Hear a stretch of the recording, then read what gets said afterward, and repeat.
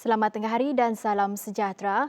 Bertemu lagi kita di Ringkas 12 di mana kita paparkan perkembangan terkini dan semasa untuk anda.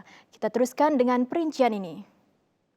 Ahli Dewan Undangan Negeri Adun Batu Kitang Lo Keciang mengumumkan satu laluan pusingan U akan dibuka di Batu Tujuh melibatkan laluan Serian ke Kuching. Jelasnya laluan itu kelak akan mampu mengurangkan kesesakan lalu lintas yang sering berlaku di kawasan berkenaan.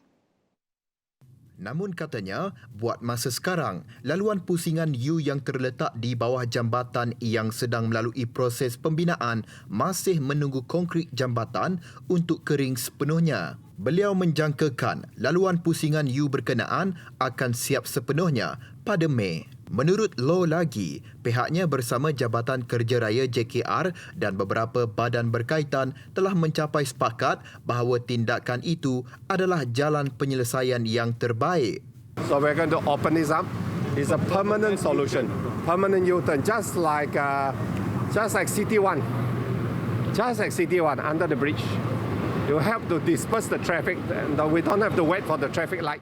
Sementara itu, Lo mendedahkan sebahagian jalan akan dibuka di Jambatan Batu 4 meskipun kerja-kerja pembinaan jambatan masih lagi dilakukan. Ia juga bertujuan untuk mengurangkan kesesakan di kawasan berkenaan. Sehubungan dengan itu, pengurus projek JKR Sarawak, Chi Yuan Fong, memberitahu pembukaan sebahagian jalan itu akan diusahakan dalam minggu ini.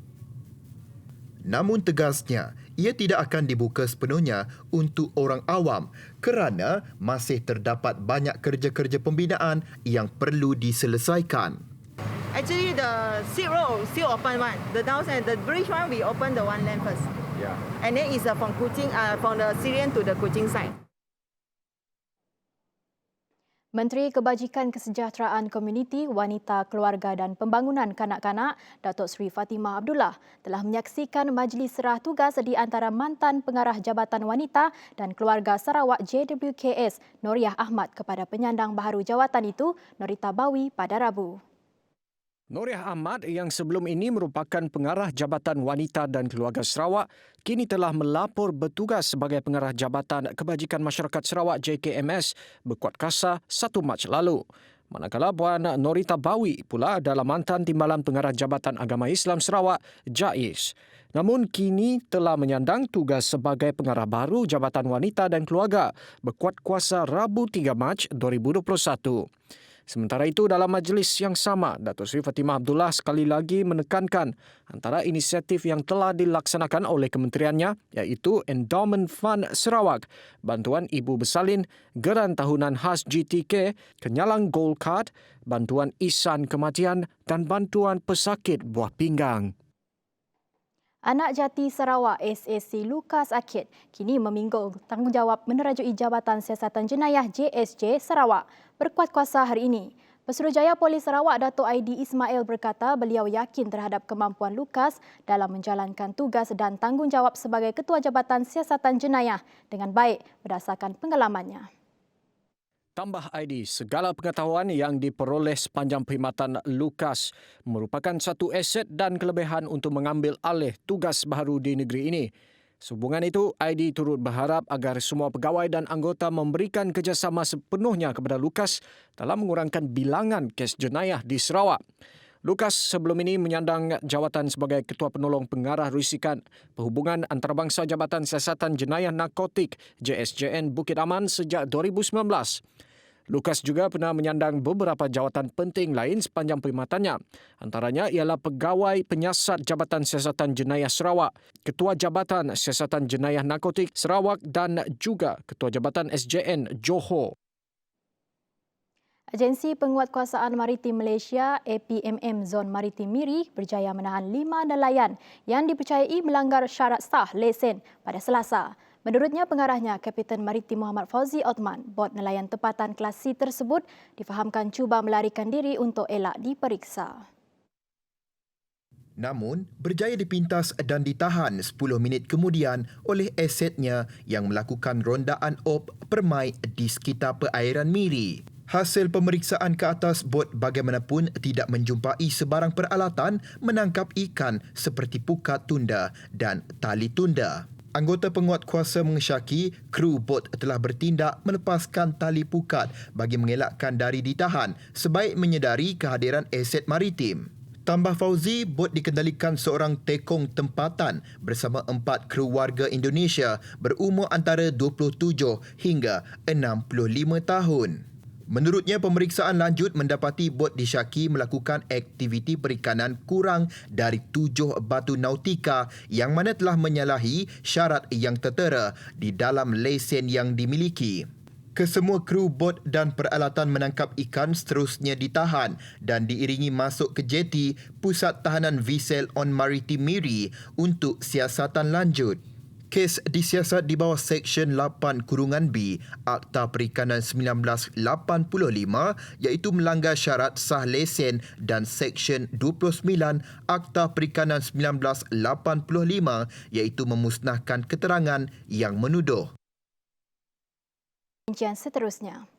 Kerajaan Sarawak melalui Kementerian Pelancongan, Kesenian dan Kebudayaan telah melancarkan pakej insentif baharu Sarawak, Tribe Homegrown Incentivized Package for Sarawak, Based Associations and Corporate Organisations serta video norma baharu bagi perancang acara perniagaan dan rakan kongsi di Sarawak.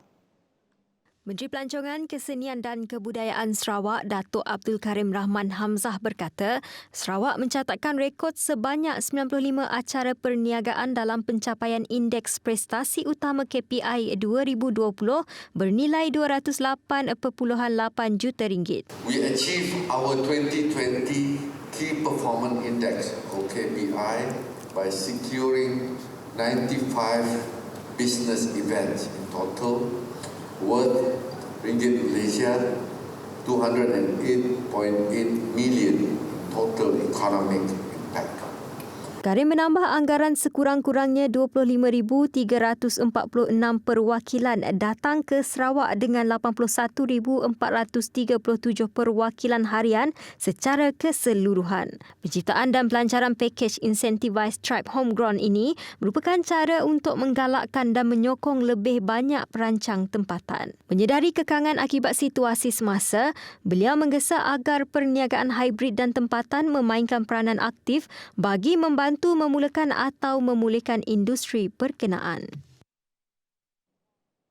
Seiring dengan usaha Ketua Menteri Datuk Patinggi Abang Johari Tun Openg untuk membangunkan ekonomi digital dalam kalangan rakyat Sarawak, syarikat kejuruteraan serba dinamik turut komited terhadap pembangunan teknologi maklumat IT di negeri ini. Ianya memberi peluang kepada servis provider seperti macam serba dinamik, salah satu bidang kepakaran adalah dalam bidang IT.